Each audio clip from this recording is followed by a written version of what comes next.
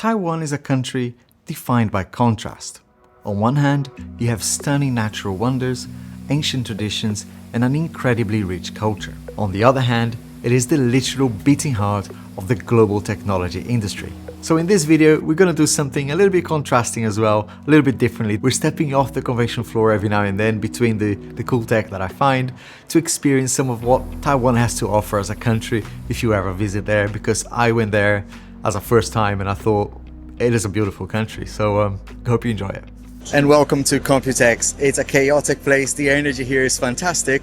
And to keep things a little bit more fun, I'm going to try and do a bit of a speed run here and find the top tech that caught my eye here. Right, let's go. The clock is ticking. And first up, the laptops. These are next level everyday drivers. There was so much stuff in there. We've got this trifecta of incredible design updates. For example, their new ASUS Zenbook 14 with the Snapdragon X processor is insane. I was already a big fan of the A14, and seeing this update was fantastic. By the way, this processor is insane. Earlier this year, I had the pleasure of seeing its launch, and it's great to see the sort of workloads that this chipset is allowing or enabling on Windows laptops now. Another great feature of this laptop is the new Ceraluminum lid. It's a high-tech ceramic material that is incredibly lightweight, but highly durable as well, and resistant to everyday wear and smudges, of course. Plus, you're getting 21 hours of battery life and a gorgeous 14-inch OLED display. And on the complete opposite end of the spectrum, we have the new 2026 ROG Strix Scar 18. This is basically a gaming desktop replacement. It's got a new Intel Core Ultra 9 processor and up to an RTX 5090 laptop GPU. They have cranked the performance as well to deliver up to 320 watts of total system power. Combine all that power with a stunning 18-inch 4K 240Hz mini LED display and a newly redesigned cooling system as well with a massive vapor chamber. Wow, yeah, it's an absolute beast of a machine. Then, right across the aisle, I went to Dell. And this right here is the brand new Dell XPS 13. Doubles down on that ultra-minimalist, very thin, futuristic aesthetic that just looks very sleek. And this might just be the king of portability with just 1 kilogram. That's insane light. It's actually disconcerting to pick it up. It's just like 1.1 kilos at the smaller size. We're talking tablet weight right now. And while I was at Dell, they actually had a setup, like a gaming setup in there with the Alienware stuff, the brand new Alienware stuff. And I was like, can I please have a go at that? And they let me have a go in there as well. And I was like a kid in a candy store, and more on that later though. There were other laptops that caught my eye too, but too early to tell.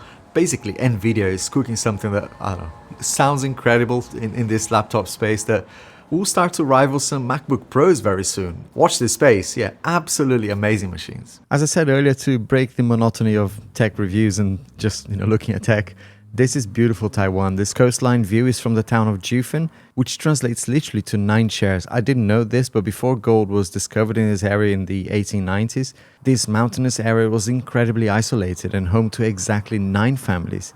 And because there were no roads, anytime a traveling merchant arrived with supplies for like food and shipments, this village would request that everything be divided into exactly 9 equal portions. This habit stuck so firmly that the entire region simply became known to outsiders as the 9 shares, Jiufen. I'm just trying something different here to keep you entertained, of course, but also to, share what I've learned in this beautiful country. And COMPUTEX, if you don't know, is one of the biggest, probably one of the most important tech events in the world. Cheers. That's fine, I'll leave it for comedic effect. And quite fittingly, I spotted Samsung display here, so I thought I'd go and have a peek at what they're cooking up in the display world.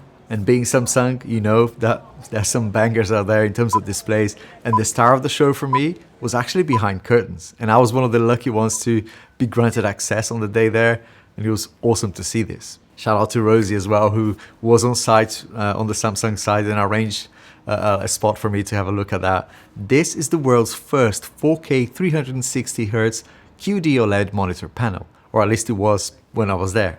The tech making this possible is their new Penta Tandem architecture. It uses a 5-layer OLED structure that massively improves both the peak brightness and the lifespan of the panel. In person, the motion clarity is just flawless. They had this kind of demo game playing on there, like Formula 1.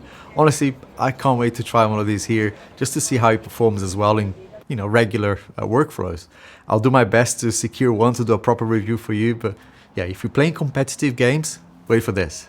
It actually features a dual mode that drops the resolution down to 1080p, but pushes the refresh rate in that case to 680 Hz, which is, yeah, for gaming, for competitive game, this will be amazing. Now, Samsung weren't the only ones doing great stuff on displays. As I mentioned earlier, I went to Dell and had a look at the Alienware monitor that they had in there. And as an Alienware fan and Alienware consumer for many years, I'm waiting for their new version of the 32DW monitor. But this one that they had in there was already insane. I can't wait to try that one as well a bit more very soon.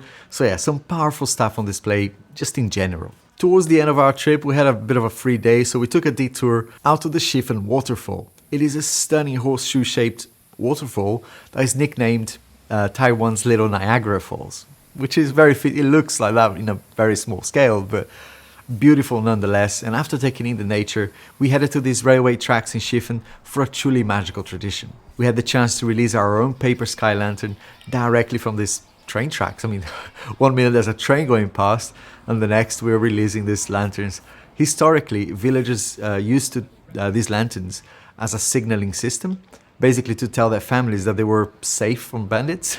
Over time, of course, it evolved into this beautiful ritual where you paint your own wishes, your prayers, and your dreams on the side of this lantern before you let them go. So we had to give that a go. Just an awesome experience. This is one of the very few places in the entire country that still allows you to do this, and I felt very lucky to be able to do it. So yes, back to the event. I'm still shocked by the powerful display stand at Samsung and also at Dell. And speaking of power, look at what I just tracked down here, the new ROG Ally X20. There was a few creators out there working on this. I didn't have a chance to properly review this, but honestly, just having a look at this new Ally X20, handheld PC gaming in general is just evolving so fast. I need to basically catch up on this because it's just so exciting right now. And looking at everything else, I think this one in particular is going to be one of the top gaming devices this year. And they also had a combo AI glasses option with XREAL, which was awesome as well because I've reviewed the XREAL glasses last year here, so I know how good that is just for watching content.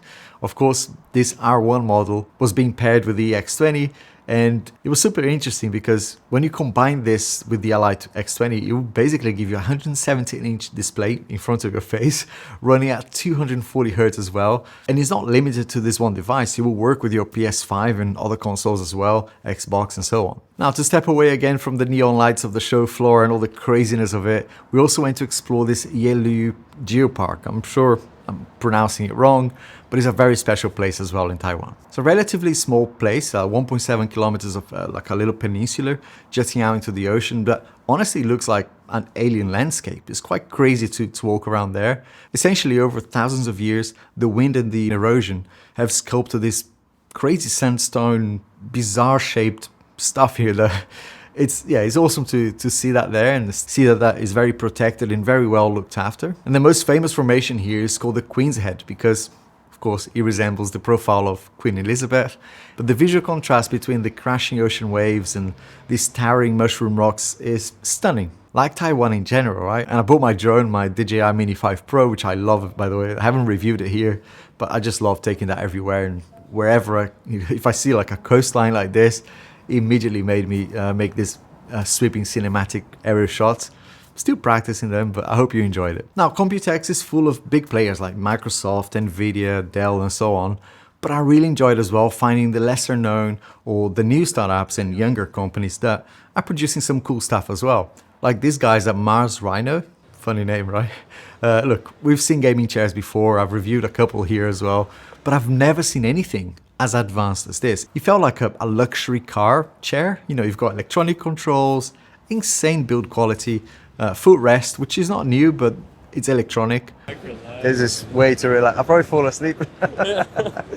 You got back massage as well, and incredible looking designs. Like I said, I've tried the usual suspects here on the channel of gaming chairs, and even tried the ROG special anniversary edition that they had at Computex.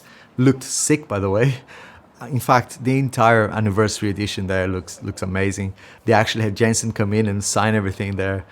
Awesome stuff. But this from MarsRhino topped them all for me. Honestly, this is like the dream, isn't it? Wow.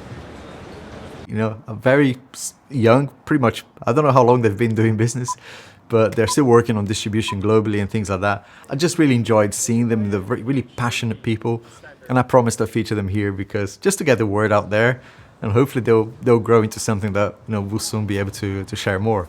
Now, of course, we have to talk about Taipei 101. You can't go to Taipei and not see it. It's a massive, I mean, at one point it was the tallest building in the world, and it is still the signature landmark of Taipei.